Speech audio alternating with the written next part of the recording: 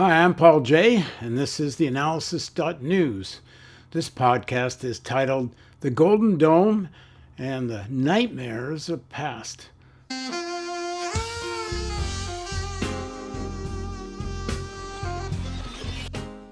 In the 18th Brumaire of Louis Bonaparte, Marx wrote, "Men make their own history, but they do not make it as they please.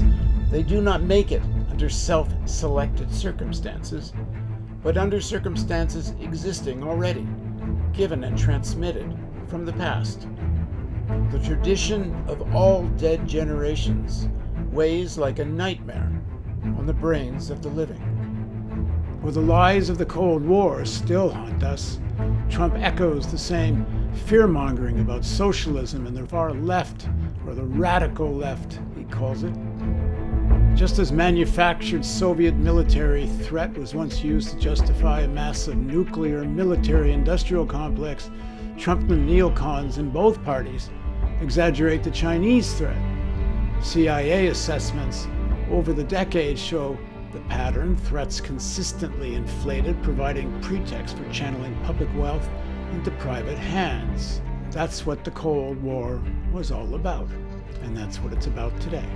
Marx also wrote that precisely at moments of crisis, when new possibilities appear, elites anxiously conjure up the spirits of the past to their service. Trump conjures those spirits today. He blames immigrants and socialists for crime and collapsing cities. The Democrat Party has been completely taken over by socialists, Marxists, and far-left extremists. He appeals to whiteness and religious obedience. He plays the new Caesar, backed by a section of billionaires who want a weaker government, lower taxes, deregulation of AI and fossil fuels, and deeper militarization of the economy. His Mussolini playbook is dressed in dazzling technology: an impenetrable Golden Dome missile shield, colonization of Mars, the weaponization of AI and space.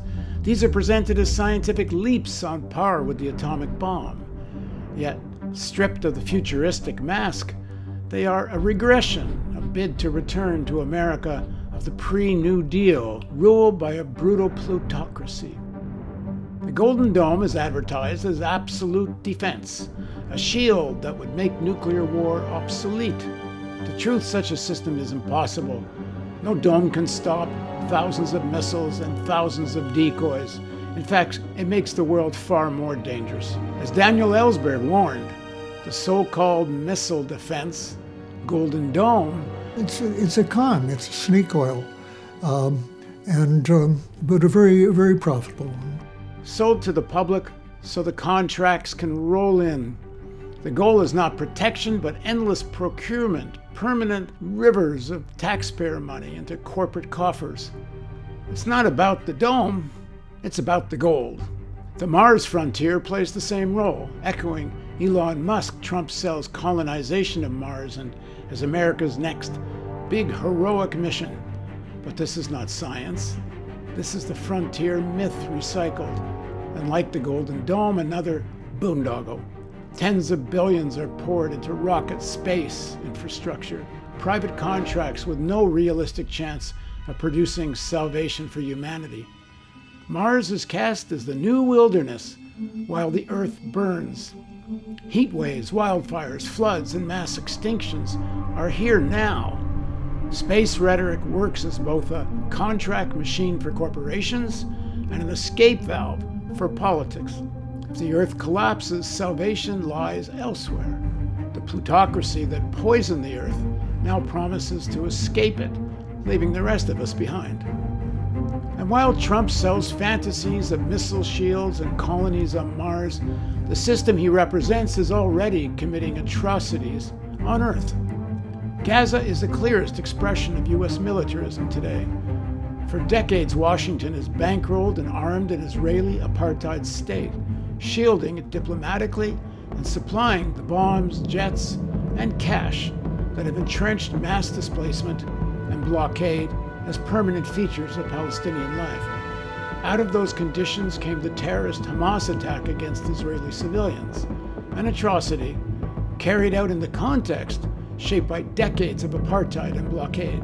The response with American weapons and political cover has been collective punishment on a genocidal scale, mass killing, and the systemic destruction of Gaza.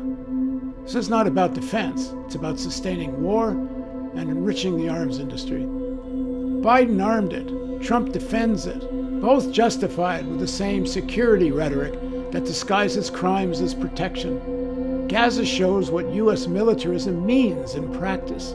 Atrocity normalized, profit institutionalized, impunity guaranteed. That is, unless we organize, resist, and insist on candidates at every level that will fight against this growing fascism.